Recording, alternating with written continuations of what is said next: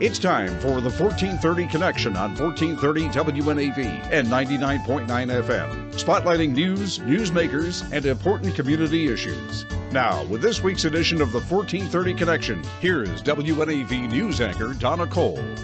Welcome to the 1430 Connection. This is Donna Cole. This is going to be part one of a two-part interview, and today I have the pleasure of speaking with Ed Clark. He is the president and founder of the Wildlfe Center of Virginia, located in Waynesboro, Virginia. Ed, thank you very much for talking with me today. It's a pleasure, Donna. I'm glad to be with you and your listeners. So back in January 11th, 2020, you wrote me an email, and if you don't mind, I'm going to read the first paragraph in that email. Go right ahead. Go right ahead. It says, I have just discovered a series of interviews you conducted with my old friend, Frank Kinseer, the retired agent of the U.S. Fish and Wildlife Service, with whom I fought for years to get the pesticide Furadan, also known as Carbofuran, off the market in the United States.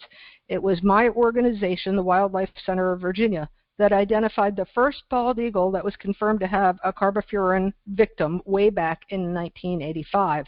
That led to a long battle in which I was actively involved, first as the president of the Wildlfe Center of Virginia, then as a member of the Council on the Environment, Virginia's Environmental Policy Board. I got COE to initiate a special review of Carbofuran, during which we caught the FMC Corporation, manufacturers of Carbofuran, in a number of lies, including falsifying test data they submitted to EPA during the registration process. Years later, I learned that the former director of EPA Office of Pesticide Programs was having an affair with the FMC representative, which seems to be why he protected the pesticide from enforcement action years before we were finally able to get it banned. Whoa, that's quite a paragraph right there, Ed. It was quite an experience, Donna. I did not find out about the relationship between the director of the Office of Pesticide Programs and the FMC representative until about 10 years after the battle was over, when quite literally I ran into, by sheer coincidence, one of the biologists from EPA who was aware of all this but couldn't say anything. 10 years later, he had retired, and he filled me in on the whole story. For those that need to be brought up to speed on this, Carbofuran has killed at least 30 bald eagles on Maryland's eastern shore between 2009, which is when it was fully banned in the United States, and 2019. 30 bald eagles, and because all of these incidents happened during bald eagle nesting season, it is entirely highly likely that more than 30 bald eagles were killed. Easily. Yeah, I've been reporting about it since 2016. It's been ongoing, and there is going to be an attempt to introduce legislation within Maryland that would ban the possession of this, because while it is banned in the United States and it is illegal to buy, sell, or use it, there is no law that bans the possession of it, which has been a loophole that U.S. Fish and Wildlife Service Special Agent Frank Kinseer told me would greatly help investigators and prosecutors. No, absolutely. And that's one of those things where we were confronting a culture of kind of I don't want to demean good old boys by saying it was a good old boys network, but the truth is that the agribusiness industry has a very, very tight hold and inordinate influence on the Office of Pesticide Programs, since the majority of pesticides in terms of volume used in the United States are used in connection with agriculture. And when they hold conferences or meetings, it's invariably the pesticide companies that sponsor the parties and the socials and the speakers and the whole thing. So it's a real culture of nepotism, and it really it's tough to break through. We managed to get the chemical banned after years of difficult and often very, very contentious political and policy struggles, and yet here it is, still around, still doing the very things for which we sought the ban in the first place. These mass mortality poisoning incidents are happening in Maryland. They're happening in Delaware. They're happening on the Delmarva Peninsula, which Virginia is part of, but you're not seeing these incidents anymore. Well, Virginia took a very, very hard line on it before it was banned by EPA. Virginia enacted regulation which required everyone who purchased Carbofuran for use when it was still legal, they had to register their product because it was under review. Carbofuran, according to EPA's own figures, when used according to the label instructions, used properly, it was killing 2 million non-target birds per year in the United States. And, of course, we now know that that included bald eagles. And so this stuff was just so deadly, and the battle was raging over why was it so deadly. Was it the product inherently having just too high a toxicity level, or was it inappropriate application? Of course, the company wanted to blame farmers, saying, oh, the farmers are not following the safety regulations. And so Virginia called them on it and said, okay, we're going to do a monitoring. Everybody who buys it for use must register it, and then state agriculture and wildlife officials and federal officials will monitor every single field to which the stuff is applied. And boy, that was quite an experience. Lots and lots of dead birds, to put it mildly. So the company said, oh, well, it's a flaw with the corn planting equipment. They're not maintaining it properly. So the company spent tens of thousands of dollars to retrofit a state-of-the-art corn planter so that when the farmer would get to the end of the row planting the seeds, and this is granular pesticide that dribbles down with the corn seeds, and it's supposed to be placed beneath the surface of the soil where birds would not be able to get to it. Well, that's a pipe dream. So they spent thousands of dollars to create a custom machine, and it was the very first use of that custom machine where we had the largest bird kill during the study. Let's take a quick break. We're going to be right back on the 1430 Connection.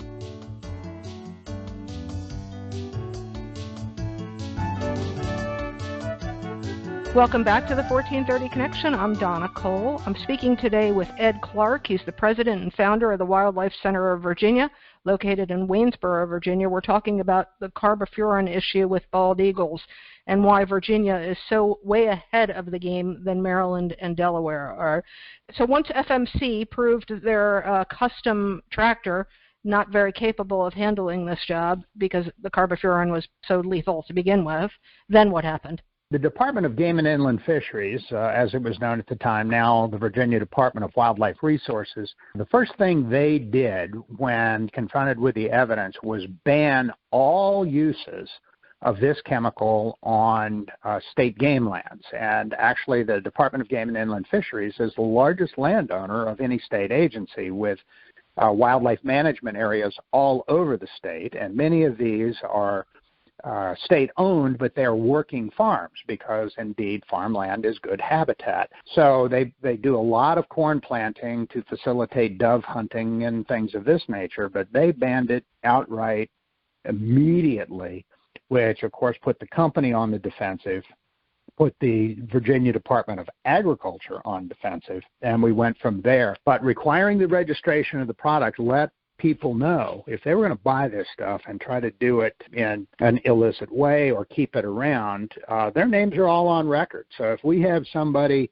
who uses it inappropriately and we find a wild animal that has been poisoned by carbofuran, law enforcement agents can immediately go back to the old records, find out who in the neighborhood purchased the product, and serve a search warrant if they have probable cause. Now, in a Washington Post article in 1988, this is 1988, this goes back, it starts with, in October 1985, the EPA began its review of granular carbofuran after large numbers of small birds were found poisoned in fields treated by the insecticide. The 18-member review team drafted a report in June 1987 concluding that granular carbofuran is so toxic that a single granule can kill a small bird, that birds of prey like bald eagles are poisoned by eating smaller birds and animals contaminated by carbofuran. The birds die regardless of application rate, technique, and compliance with label directions, and that compared with alternatives, granular carbofuran appears to be the most hazardous insecticide to birds. Right. Okay, so you started with that in Virginia with requiring registration of the product, but you upped the game somewhere along the line. Oh, no, very definitely. We required registration of purchasers of the product. The product was already registered in Virginia for use. But what we found when we really were confronting the Carbofuran issue, and simultaneously here in Virginia, we had two other pretty major pesticide issues. We found out the United States Navy at the Hampton Roads Naval Shipyards, the Navy was using an anti-fouling agent in their paint called tributyl tin, which is a pesticide. It's a heavy metal pesticide that keeps barnacles off ships. Well, it also kills oysters and crabs. And so we had a huge collapse in our shellfish industry and in our populations of shellfish, and they looked everywhere trying to figure out what was doing it. It turned out it was Navy paint. And we had no means to deal with that. The other issue was the misapplication of a pesticide by a pest control company that ended up killing two people in southwest Virginia. And at the time, we found out that Virginia's pesticide regulations had basically been written by the industry. And what it said was, if EPA says it's okay, that's good enough for us.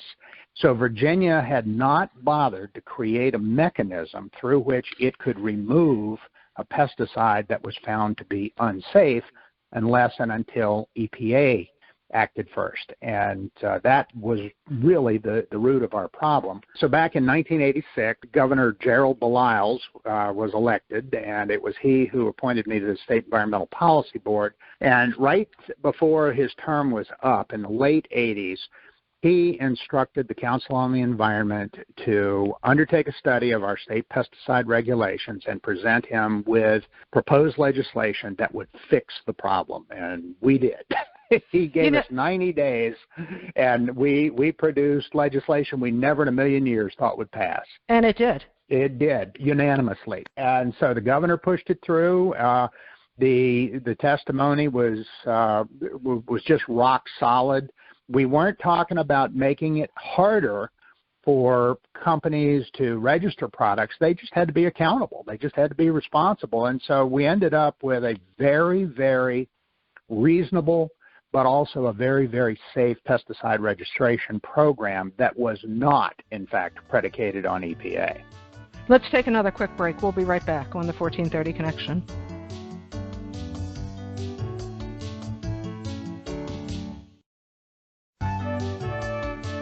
Welcome back to the 1430 Connection. I'm Donna Cole. I'm talking today with Ed Clark. He's the president and founder of the Wildlfe Center of Virginia, and we're hearing about his history in dealing with carbofuran in Virginia. Okay, so Virginia gets this passed because it was a no-brainer, basically. Well, it was, but the problem was there was no regulatory board that was specifically focused on pesticides. It all fell under the auspices of the Virginia Board of Agriculture. And that was such a diverse group of people and largely made up of farmers, and they're, not to be denigrating to them in any way. It's just that the management and regulation of specific industries like the pest control industry or pesticide manufacturing and sales requires more of a specialized body and a specialized staff. And so part of the legislation we got passed was to create what is called the Pesticide Control Board that was created under the umbrella of the Department of Agriculture. But in the legislation, we specified who had to be represented on that board, including, of course, agriculture, industry, manufacturers, but also public health personnel, environmental personnel, and others, to be sure that the discussion and the deliberations would be balanced. And after they got their regulations in place, the very first enforcement action taken by this board was the outright ban of all granular carbofuran in Virginia. That took place on a Friday morning, and Tuesday of the following week, the FMC Corporation voluntarily withdrew their product from markets nationwide. When the EPA does put forth a ban, they say to the states, or they don't necessarily directly say, but it is common knowledge that a state or even a county can make its own law that is equal or more stringent to the federal law. But because it can be more stringent, but not less stringent. Right, exactly. So because many of these states believe that the EPA banned carbofuran, we're not going to have any more issues with it. They didn't do anything. Yeah, well, we knew better, partly because it was not a ban. And the company was very strategic in this, in that they voluntarily took their product off the market, but they did not surrender the product registration. At the time, the law stated that if EPA banned a product, they had to purchase all remaining inventories of that product from manufacturers, wholesalers, and retailers, which obviously was a law or a regulation written by the industry. So if your product is proven too dangerous to use, you still don't lose any money. And EPA just didn't have the money for that. This was during the Reagan administration, when EPA was not, let's just say, distinguishing itself for protecting the environment. And that was part of the problem. So EPA allowed the company to withdraw it nationwide, but that also meant that they could still sell it outside the United States, which they did in tremendous volume. Eventually, the pressure was kept on, and it took us years longer to finally get EPA to the point that they actively and deliberately and unequivocally banned all uses of the chemical carbofuran.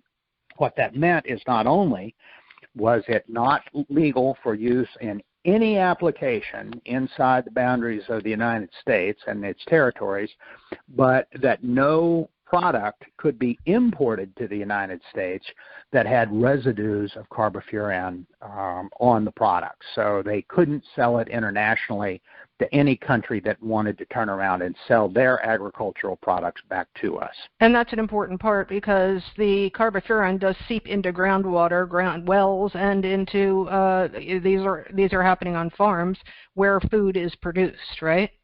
Oh, it's nasty stuff, and they came up with all sorts of arguments to defend it, that it was a carbamate pesticide, not an organophosphate, so they needed it so that the bugs wouldn't get resistant to the pesticides. And that's an abstract argument that has some merit, but not where carbofuran was concerned. It just was found to be a specious argument from the beginning.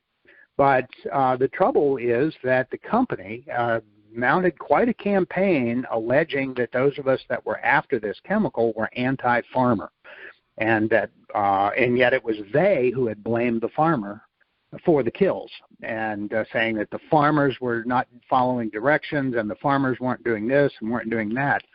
And so our state, during this review process, the State Board of Agriculture said that the company had to conduct training programs all over the state for the use of these products. And it was during these training programs that we caught the company representatives just entirely misrepresenting the facts, claiming things that weren't true, and again, trying to build political support to overwhelm this move to ban their very dangerous products. Ed, I can't thank you enough for joining me today. We're going to continue this conversation on next week's 1430 Connection. My pleasure. Thanks. This is the 1430 Connection. I'm Donna Cole. We'll see you next week.